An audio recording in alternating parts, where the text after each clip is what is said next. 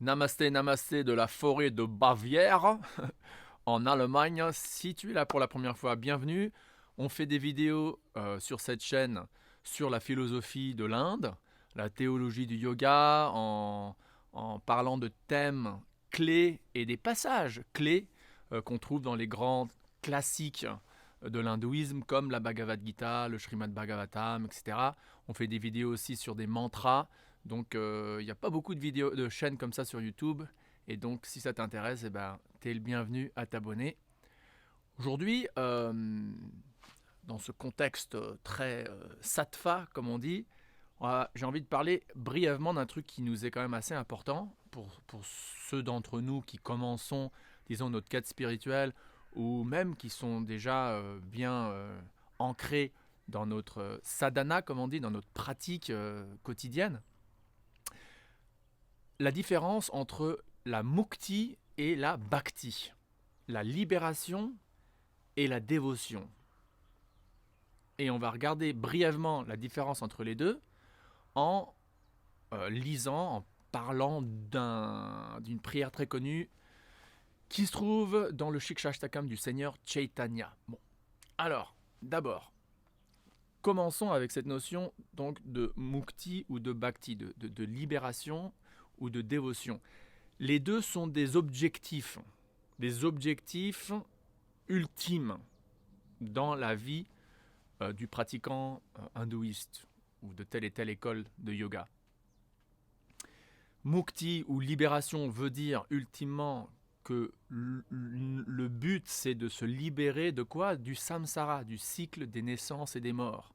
Donc ce qui est compris ou ce qui est pris comme a priori, c'est cette idée qu'on est des âmes et on est en train de se réincarner dans ce cycle, pas infini, hein, mais un cycle qui dure depuis très très longtemps, en tout cas en ce qui nous concerne, de réincarnation.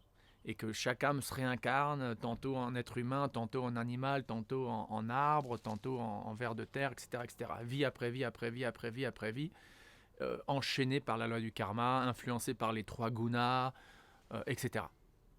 Et donc la libération de ce cycle qui est considéré comme étant assez infernal, c'est un but pour une certaine école d'hindouistes. Hein, donc la libération, la mukti, voilà.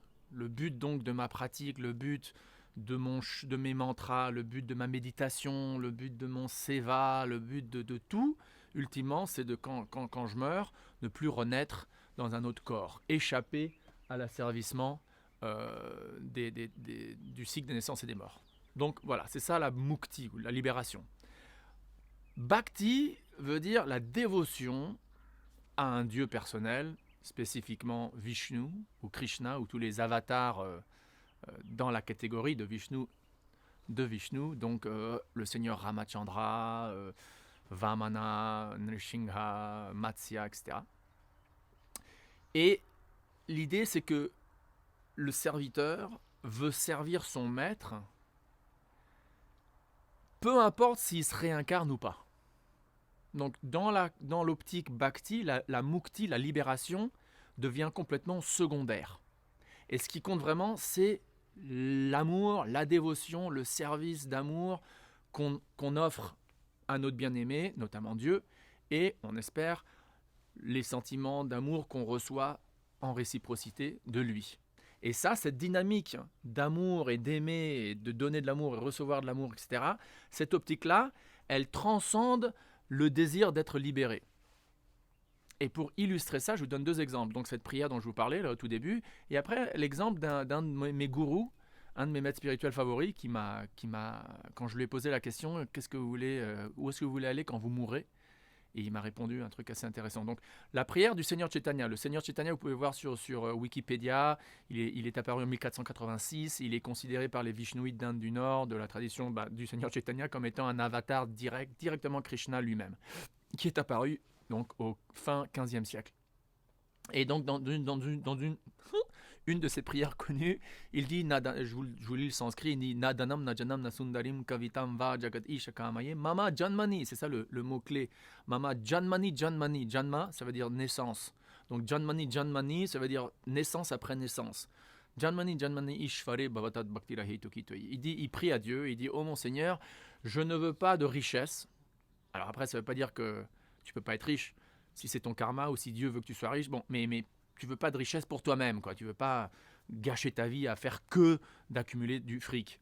Donc, nadanam, nadjanam, j'ai pas envie de renommer, je veux pas devenir connu, je veux pas devenir un YouTuber très connu.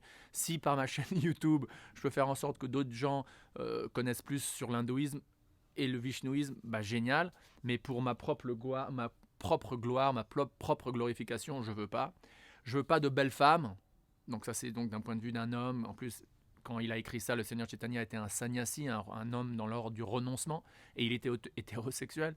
Donc il dit ça dans cette optique-là. Je veux pas de belles femmes, mais bon, l'attraction au sexe opposé, le principe est universel, quoi. Donc ça peut être du point de vue d'une femme vers un homme, d'un homme vers une femme, et pourquoi pas d'une femme vers une femme, d'un homme vers un homme. Je veux pas ça. Et qu'est-ce que je veux? Mama Janmani Janmani Shvare Bhavatat Bhaktira Heituki. Je veux te servir vie après vie. C'est ça le point principal.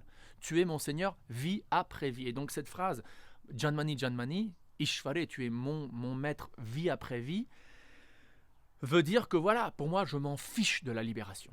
Je m'en fiche. C'est-à-dire quand je meurs, si je me libère de ce cycle des naissances et des morts pour pouvoir te servir au paradis, au royaume de Dieu, mon Seigneur, eh ben génial. Et si, pour une raison ou pour une autre, je dois renaître et me réincarner dans un autre corps, mais si je peux continuer à te servir ici-bas, par exemple en lisant tes gloires, en chantant des mantras de tes noms sacrés, etc., eh ben, ainsi soit-il aussi. Je vous avais parlé de mon gourou, je finis avec ça. Mon gourou, Hridayananda Das Goswami, ou Dr Howard Resnick, qui a d'ailleurs écrit ce guide complet de la Bhagavad Gita, avec sa traduction littérale que j'ai aidé à traduire en français, et certains de vous avaient déjà une copie. Je lui ai demandé il y a environ 5-6 ans en Italie, on a passé un été là-bas ensemble, il donnait un séminaire ou deux, et je lui ai dit un jour, il était dans son bureau, je lui ai dit est-ce que vous voulez retourner au monde spirituel quand vous mourrez, ou est-ce que vous voulez renaître? Et il m'a dit je m'en fiche, franchement je m'en fiche, ça m'est égal. Et il a continué, il a dit ici, j'ai mon service envers Krishna, envers mon gourou, et après la mort, j'aurai mon service, ici ou au monde spirituel. Donc vraiment, peu importe, ça m'est égal. Et j'étais là, j'étais assez bouche bée, quoi. Parce que là, je voyais vraiment quelqu'un qui mettait cette prière donc de la quatrième prière du Seigneur Chaitanya, là, que je viens de lire en sanskrit, il la mettait vraiment de manière concrète dans sa propre vie, quoi. Il l'appliquait. Donc voilà la différence. Pour ceux qui suivent la tradition de la bhakti, ils s'en fichent. Ils veulent simplement servir leur Seigneur. Et si ça veut dire le servir vie après vie, après vie, après vie, après vie, un peu comme un bodhisattva même, bah pourquoi pas? Peu importe. La libération, c'est secondaire. Et pour ceux qui veulent la libération, on veut bien faire de la bhakti, mais avec le but de devenir un avec le tout et de se libérer du cycle des naissances et des morts. Donc c'est important pour toi, si tu es là en train de choisir, quelle tradition hindouiste est-ce que je vais suivre, qu'est-ce que tu veux, quoi? Est-ce que tu veux te fondre avec Dieu? Est-ce que la libération, c'est la chose la plus importante pour toi? Ou est-ce que un sentiment d'amour envers Dieu et par la suite envers toutes les autres, et envers autrui en général, est-ce que ça, c'est un truc qui est plus important pour toi que la libération? Voilà. En tout cas, on est face à une très très belle tradition générale hindouiste avec différentes sous-traditions qui ont leur distinction théologique et en termes de pratique aussi. Et on a de la chance d'être en contact avec ça et d'être les premiers, disons, on peut dire, en Occident, les premières générations à prendre connaissance de cette sagesse extraordinaire. Merci d'avoir écouté. À la prochaine. Om Tat Sat.